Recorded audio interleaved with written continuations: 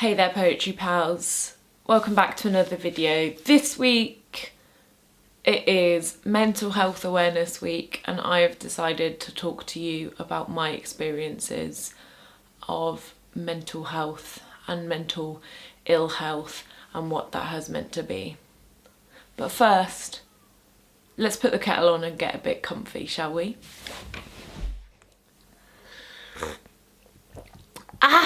The first time I sought help for my mental health, I was at university.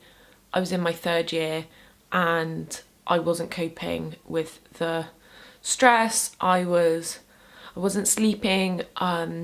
My appetite was all over the place. I wasn't really looking after myself and I kept feeling like something bad was going to happen.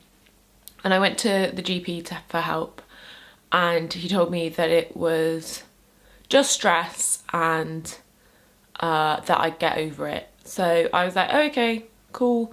And I think part of the reason why I was so okay with that was because I've got a lot of friends who have quite severe or life-changing mental health problems, issues, things, diagnoses, and that can really affect their ability to like function and do things, whereas with me I've always been quite functional.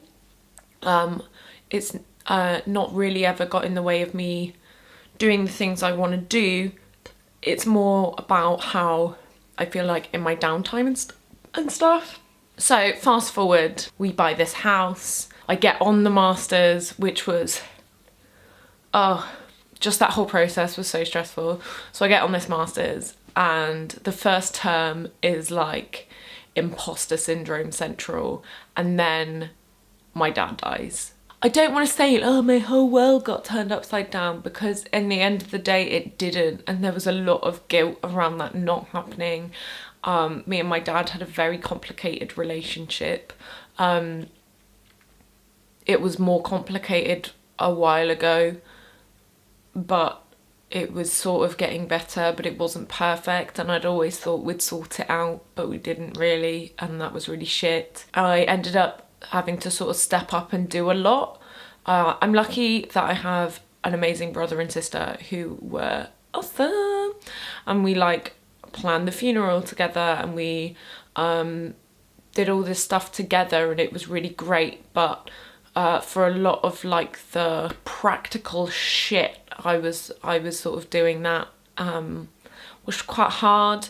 And then I'm lucky enough that my uncle like stepped up and helped us like sort out the sort of money and what happened with his estate and stuff like that. I also had a master's to finish and I wrote a collection of poetry about grief and what grieving is like for a father who you had a difficult relationship with. Basically what happened is I was continually forcing myself into a space where I was looking exactly at how I felt. And I'm not saying that I should have bottled it up, but I'm just saying I could have done with a little more bottle and a little less just pouring it into poetry. I started getting panic attacks, which I'd never had before. The randomest little things would like set me off.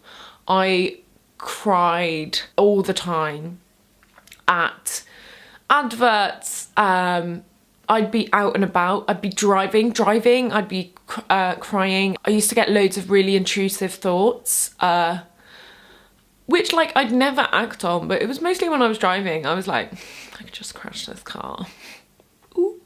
I didn't, obviously, but yeah, I was just dealing with a load of stuff, and I was like, well, this is just what grief is, you know, this is how it's going down. My dad was an alcoholic and I was really terrified of resorting to alcohol as a coping mechanism, because that would be ironic, wouldn't it, is that on losing my alcoholic father, I'd become an alcoholic.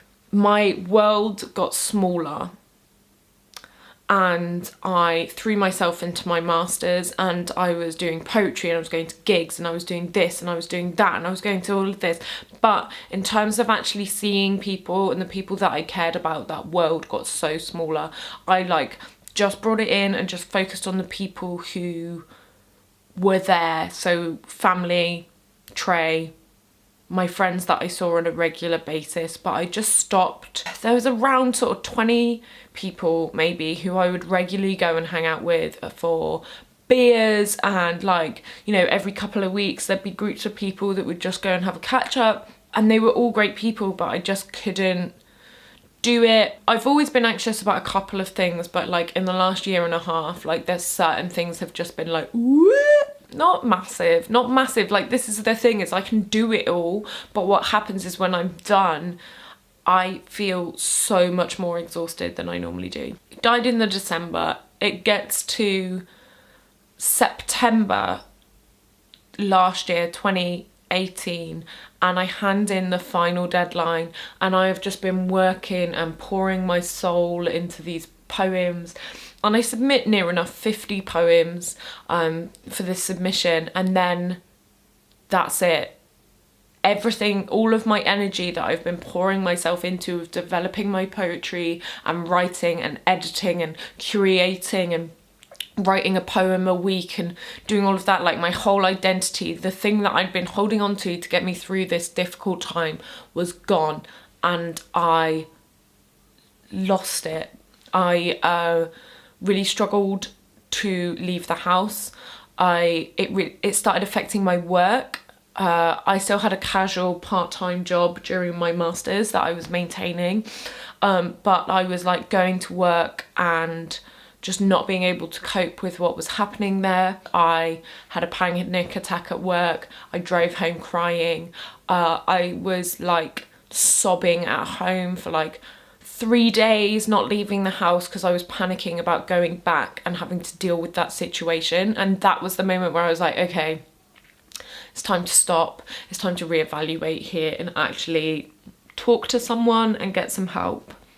So I started looking about at what was available to me, and because I had literally just finished being a student, I no longer had access to counselling services that students get. So if you are a student and you're wondering, like, you think that you're maybe struggling with something and you want some help, like number one place to go is like your well-being or whatever the department is at your university, like go to them. So I went to my GP, and I was really worried about it because of this time when I was in my third year of uni for my undergrad, where they told me it's just stress. And I went in and she gave me, my GP was like, yeah, cool, on it. So I had to like book a telephone appointment, and I had to do a survey on how I was feeling. So I filled out this survey that was, it measured like depression and anxiety, and it wasn't a diagnosis. It is worth saying that I did not get diagnosed with anything. That wasn't what it was about. It was just about finding what treatment would work for me. And I filled it out, and I basically felt all of the things apart from the like self-harm or the hurting other people bit. I did not feel any of that. I just felt isolated and very panicked and alone, but also weirdly numb. Turns out I scored pretty high on both of those things. When I got to the appointment and stuff, I was very teary. I kept crying on the phone, and I had several options. Counselling was going to take 6 to 8 months. I went on an anxiety management course, which was not group therapy, but it was a group course where you learnt about anxiety and how to deal with it. And it was great. It was really useful. It helped me put words to things that I hadn't realised I had, and what I was dealing with, and it gave me tools to deal with those. So whilst I've never been properly diagnosed, I don't know at what point my GP would have ever done that, but I'm confident that I do have like minor anxiety, and I don't struggle with social anxiety, but I do sort of catastrophize a lot, where I think the worst thing that's going to happen will happen. I also get incredibly worried about work and money. I'm a worrier. And then we basically learnt a bit about CBT. We learnt about what we can do to help it. We learned about diet and sleep and exercise. And guess what? Guess what, kids? The thing is everything they've been telling you the whole time, you know, go to bed early, eat your greens, go out and have a run around and do all of those things. Turns out they were right. That's what we should have been doing this whole time. And I do find that exercise and eating and stuff like that help me quite a lot. So yeah, the course was great and it really, really helped me. So where am I now? I still have phases where I get very, very anxious about certain situations, especially when I'm away from home and I'm not in a place that I am familiar with. I get very, very anxious and panicky when I have been drinking, or if I've eaten or consumed something that I'm unfamiliar with. Sometimes I'm convinced it's going to make me ill. So for example, I had this tea that was like really high energy tea. It's like a tea, and I had 3 sips and I was like shaking and I wanted to throw up and stuff like that. And whilst I'm sure it was like a little bit like that, I think like my anxiety just made those physical symptoms so much worse. Not to mention the symptoms carried on for 24 hours, so I do think it was very much in my head. I'm about to go to Glastonbury, where I get really anxious in large crowds. But I know what the solution is, and it is to not be in the large crowds. To stand near the back, you got better access to the loo anyway. And just to be somewhere where I can have my space and it's all okay. But I can guarantee that there will be at least one moment at Glastonbury where I burst into tears crying and insist on I want to go home. That happens every year. So, woo! I'm also in a different space with my poetry career as well. I've been getting a lot of like booked gigs and I perform all across the country and stuff like that. And so there are other things that would normally be like, oh God, that's terrifying. But now I just take it all in my stride, like driving across the country to meet strangers and read poetry to them. Like, it's cool. I love it. Book me. I'm in a better space psychologically and like in terms of where I am with life. I've got a better job now. My poetry career is going really well. I've built up this whole thing where I consult people on their social media and I manage people's social media platforms, which is crazy and I love it. And I'm probably going to look at getting counselling at some point. Because whilst the anxiety course is great and it is dealing with a lot of the symptoms, day-to-day stuff, and like I know to exercise and I do mindfulness and I can like do the thought challenging exercises that I learnt about and I can do my worry tree and it all helps. But there are just some times when I don't think it's anxiety. I think there's just some stuff I really need to talk about, which I'm not going to do on YouTube, but it's definitely, you know, that stuff or whatever. So that's where I'm at. I'm in a position where I have better access to those sorts of things.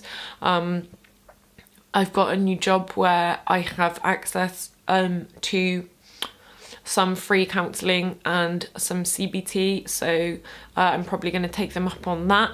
I'm also in a better position to be able to afford stuff rather than waiting on an already overloaded NHS. And that sort of brings me to my point, is that in the grand scheme of things, my mental health journey and what I've been dealing with is actually really minor in comparison to most people's, and I have like used the stuff that was available to me through the NHS, but if I had to use the counselling and stuff, I would still be waiting now. I'm lucky that I have an incredibly supportive group of people around me who are incredibly loving and incredibly patient, and I'm also lucky that the people that I hang out with at work, my friends, and everyone is so open to these sorts of conversations where we talk about mental health. It's not a taboo anymore, and so at least not in my life. So that's why I chose to make this video, to talk about mental health, it being Mental Health Awareness Week. Regularly scheduled videos will return soon. I hope you'll stick with me, so please subscribe. I've got videos coming up on more publishing videos. I've got more book reviews coming. I've promised that I will do a video on the cultural significance of the Spice Girls and the vilification of teenage girls' taste. So that's coming. Thanks very much for watching. Please like and subscribe and do all the YouTube things, and I'll see you all next week. Bye.